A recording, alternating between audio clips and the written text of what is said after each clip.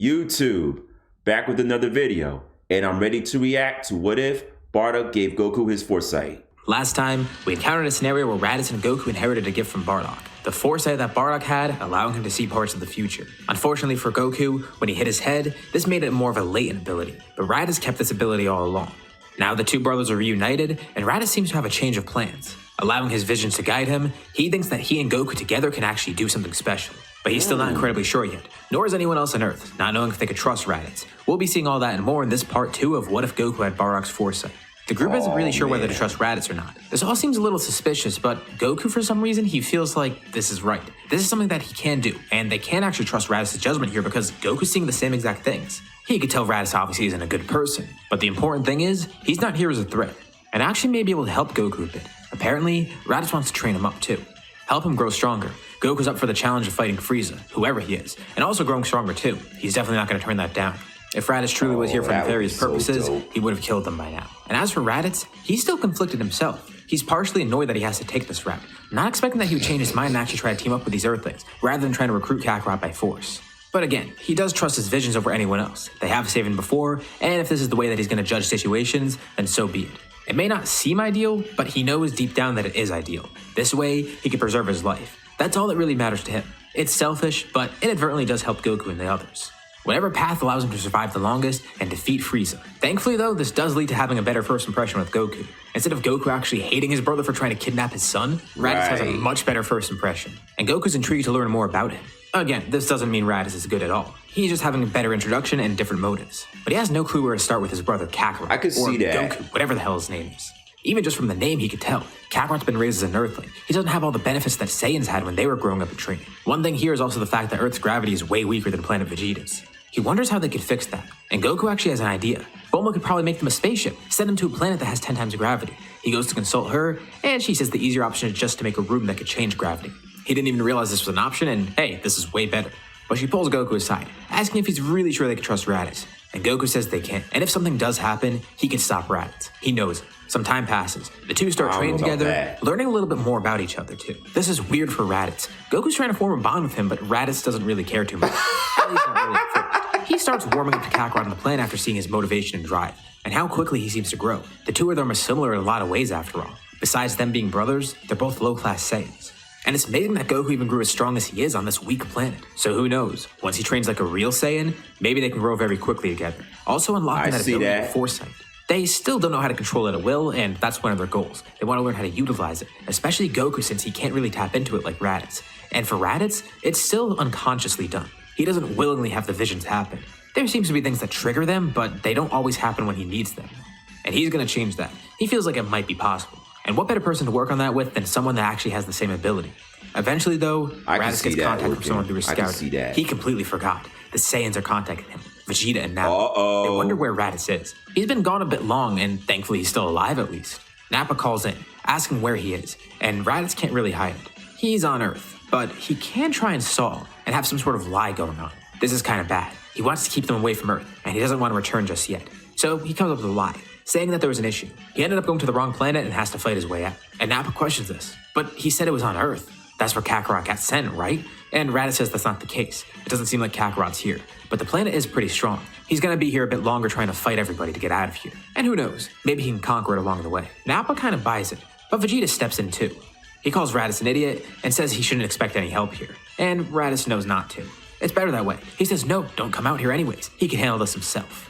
But Vegeta's definitely suspicious. Something's weird. Something's fishy about RADITZ saying that. Maybe he found something they don't want him to see.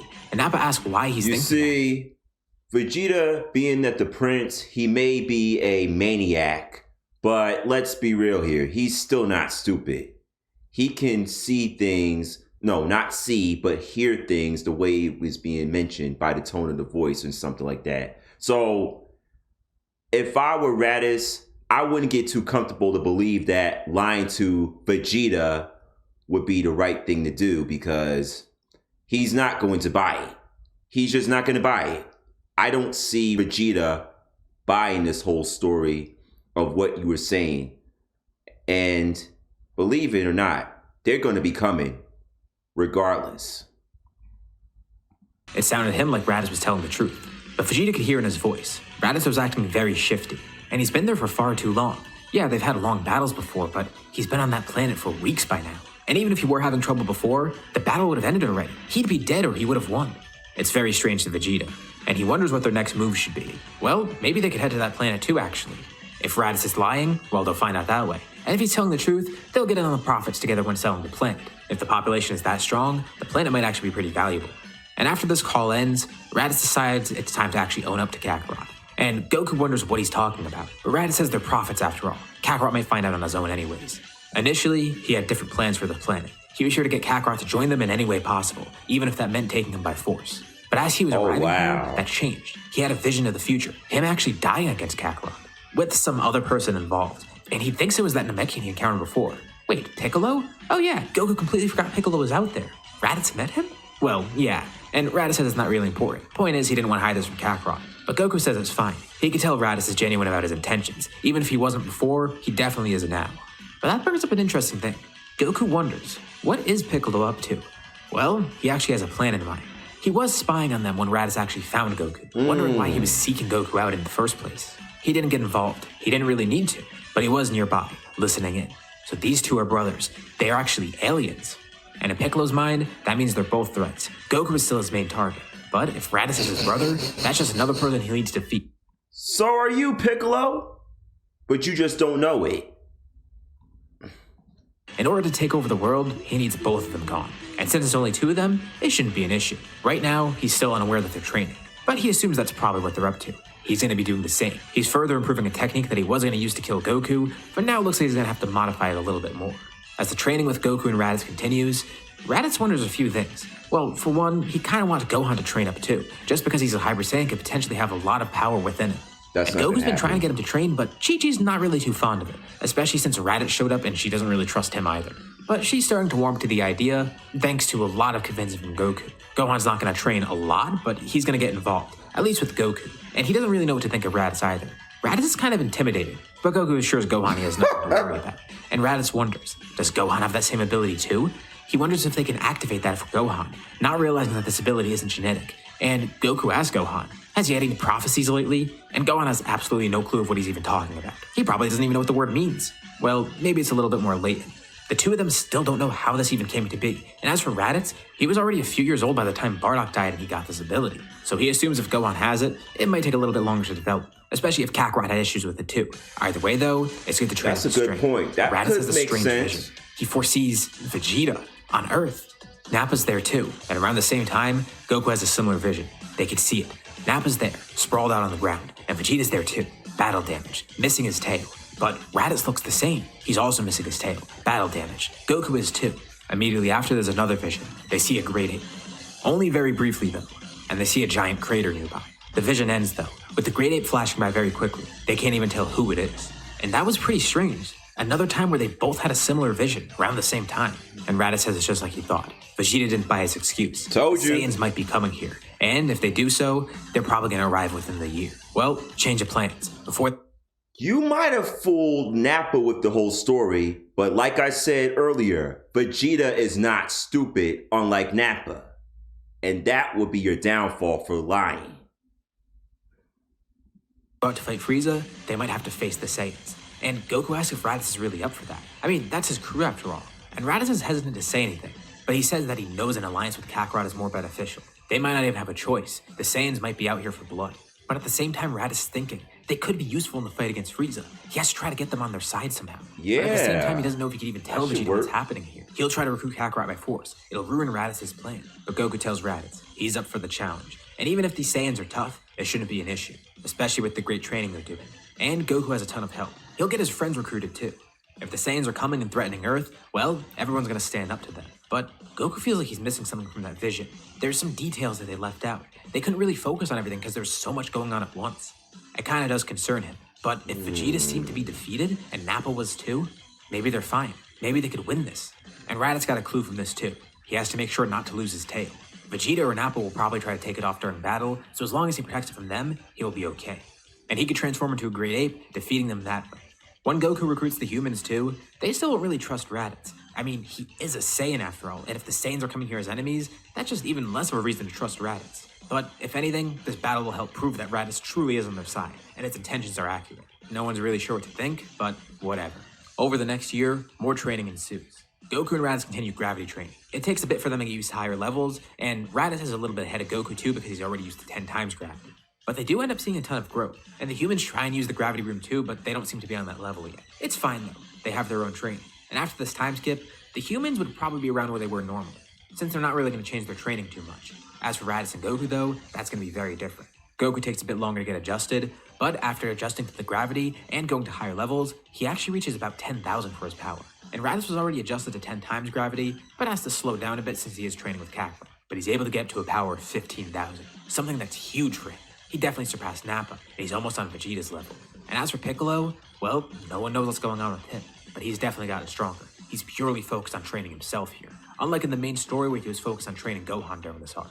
Piccolo has no clue of what's about to happen either, but he's ready to kill Raditz and Goku. Oh, wait a minute. Gohan would probably be significantly stronger. Could that mean what Goku was saying, that there were some other details that was missing because he did not see Piccolo being involved in this story, which I could probably see if that was the case. I could actually see that because he might have foreseen the other Saiyans coming to Earth to destroy it, but also what was missing that was not mentioned was the foresight ability of Piccolo destroying the Saiyans, all the Saiyans that he wants to kill. That was what was missing. Two. Let's place him at around 3,000. They still don't really know his true power yet, but since he was training with Goku, Goku took a way different approach to training him than Piccolo did. So Gohan was actually more inviting of the training, glad to train with his father, and getting a little bit more knowledgeable about his uncle, even though he still is weirded out by him. But everyone's getting on better terms with Raditz. I mean, Goku's already vouching for him too, and he hasn't tried anything yet, so hey, they could probably trust him by now. He still definitely isn't good yet, but he may be heading down that path. Who really knows? The Saiyans eventually arrive, with everyone expecting that arrival, ready to face them. And Raditz and Goku already have a plan. They want to work as quickly as possible, blitzing them. Raditz is going to create an artificial moon, and he wants to make sure that Gohan doesn't transform too, so they make sure that he's not going to see that artificial moon. Raditz will create this right away, as Goku launches in towards Vegeta and Nappa, trying to remove their tails somehow. Alongside the other humans, don't waste any time, just go for it immediately. Vegeta says that he knew it. Of course Raditz betrayed them. What a joke. Why was he hiding from them? Was he plotting against them? And Raditz says it's not that. Well, why didn't he reveal what he was up to then? And Raditz tells him this is all part of his plan to defeat Frieza. He knows it'll work. He doesn't flat out say this, but his visions told him that this is the right way to go. He hasn't had any conflicting visions since, and he knows that he and Kakarot are going to face Frieza together. Vegeta laughs at this. Those two low-class Saiyans, they have no hope of facing Frieza. And Vegeta says that still doesn't explain why he was working against them. Why he lied to Vegeta and Nappa about where he was and what he was up to. And Raditz can't really explain either. He still doesn't want them knowing about the visions. He never really told them about it before, only really alluding to it. And he can't come up with a reason on the spot for why he didn't tell them, but he just knew that he couldn't. And Vegeta's pissed off at the fact that he's not getting an answer from Raditz. Alright then, he wants to fight? Then so be it. Raditz tries to stop Vegeta, trying to think of a way to explain this without giving it away. He doesn't want to kill Vegeta and Nappa, but he's definitely going to have to fight them. Vegeta's not giving him any option. Immediately, Raditz tries to create an artificial moon, as Goku jumps in, lunging at Vegeta, with the others rushing in towards Nappa, trying to stop him somehow. Vegeta faces off against Goku, protecting his tail, knowing exactly what Goku's trying to do, as Raditz stands nearby, transforming into a Great Ape. And Nappa faces all of the humans and Gohan at once, and they don't hold back at all. They use their full strength, collectively working together in order to defeat him. Their combined strength overcomes his, and they're able to knock Nappa unconscious. But Goku's unsuccessful. He holds Vegeta off, but Vegeta's able to protect his tail. Vegeta's stronger than he thought, but it's fine. Raditz was able to transform, and Vegeta still hasn't transformed yet. They may still have a shot. Nappa's already unconscious. This is working. Vegeta then charges Ki in his hand, swiping it towards everybody, knocking them all away, as he then looks up at the artificial moon himself. Raditz is already fully transformed, and he runs in towards Vegeta, trying to stomp on him, and his foot connects with the ground, but it's already too late. He catches Raditz's foot, starting to grow in size. He took a little bit of damage from that attack, but the transformation already started, so he didn't really take the full brunt of it. He stares down Raditz, roaring as he's ready to start fighting Raditz. The two Great Apes clash, and meanwhile, Vegeta knows that he has to protect his tail. He knows the others are going to try to go for it, trying to remove it so he's no longer transformed into a Great Ape. But this is going to be tough. He has to hold off Raditz, which really shouldn't be too hard, but it's the fact that he has to worry about everyone else, not knowing what they're up to. He's able to pull this off though. He has enough strength and speed to actually do so. But there's somebody that he's forgetting, as well as the others. They don't realize that there's somebody else there, watching over them. They're also focused on Vegeta, but at one point in the battle, Raditz senses a huge power surge nearby. It's not massive, not on his level, but it's still pretty strong, and growing stronger by the moment. Vegeta can't sense this. He can't sense power, and Raditz wonders what it is, but he's too distracted by Vegeta to look. but then he knows he needs to take action. He senses an attack. In the nick of time, he dodges. A beam flies right past him, but the beam hits Vegeta, piercing right through his arm. Raditz looks over. It's that Namekian. He's standing nearby on a cliff, ready to kill the Saiyan. I knew it! He nearly hit Piccolo! He was hoping to kill both of them with that one attack. He had them lined up perfectly. And Vegeta sees it too, angered that he was injured by this attack.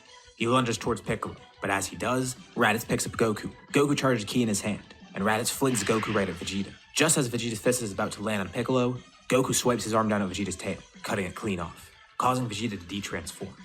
And Raditz sees another opportunity. He tries to crush Vegeta, but just as he's about to do so, he feels a sharp pain in his tail. Piccolo attacked him as well. Goku yells out, calling Piccolo an idiot. Why did he have to get involved? And Goku sees now what he was forgetting. In that vision, this is the thing he overlooked. Piccolo getting involved. Piccolo's not working with them after all. He wants all the Saiyans dead, and that's exactly what's happening. Obviously, he saw Vegeta and... That is what I was thinking from earlier, what I was trying to say, is that Piccolo may be the one that was missing for what he may have been seeing from his foresight, that he could be involved in this too. Though the difference is, Piccolo, unlike in the original anime, Piccolo here has not formed a bond with Gohan, Goku, or anybody. In fact, he was completely by himself, plotting his way to make sure Goku, Vegeta, Nappa, Raditz, all of the Saiyans will be eradicated by him. If Goku had paid attention more in that foresight, I'm sure they could have found a way to work on that as well. But that's just my opinion. As a threat, but Raditz and Goku are still in his sights. Vegeta weakly stands up, still ready to fight, and Piccolo then jumps in. Goku and Raditz have no idea of what to do. Piccolo tells them the only one who will claim victory here is him. This is his plan to take over. These Saiyan invaders need to go, and he'll defeat them. That includes Raditz. He's not who he says he is. And even if he is on Goku's side, that's still a reason to kill him. But Raditz and Goku feel like they're still missing something. Something in that vision that they're looking over. If they forgot about Piccolo, then there's gotta be something else they're missing. I mean, they still don't see that massive crater, and they feel like that's still important somehow, and they have no clue why. Vegeta stares down everyone, ready to take them all on at once, with Piccolo also there, ready to battle too, not alongside Goku and Raditz then, for himself. And nearby, Nappa's lying on the ground. He twitches. He's still unconscious, but little does everyone know, he's about to reawaken. The humans decided to help Goku and Raditz against Vegeta, leaving Nappa there unconscious, not realizing that he still has his tail. And this is where we'll leave off for now. So, what'd you guys think about this part? What's gonna happen next? What are Goku and Raditz's visions leading up to? Let me know any thoughts or suggestions in the comments below. I'd love to see what you guys think.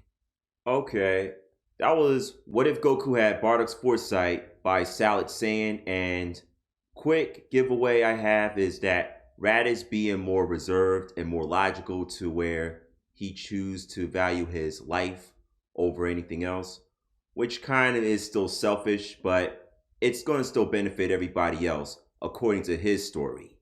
But I will say that Raditz not be able to be honest with Vegeta from earlier was going to be his downfall, because now it's leading to a fight against all the Saiyans for the fact that Raditz was taking him too long to do what he was supposed to do, but we know he wasn't really going to do what he was ordered to do, and Kakarot or Goku wasn't going to destroy the whole planet anyway. It was all a plan just to go against Frieza, but Vegeta didn't believe the low-class Saiyans had it in him to do it. We shall see. So that was, again, What If Goku Had Bardock's Foresight by Salad Saiyan. Make sure you leave a like, comment, and subscribe down below the video, and also hit the notification bell so you won't miss any single videos I post. I'll catch you guys on the next video. Peace.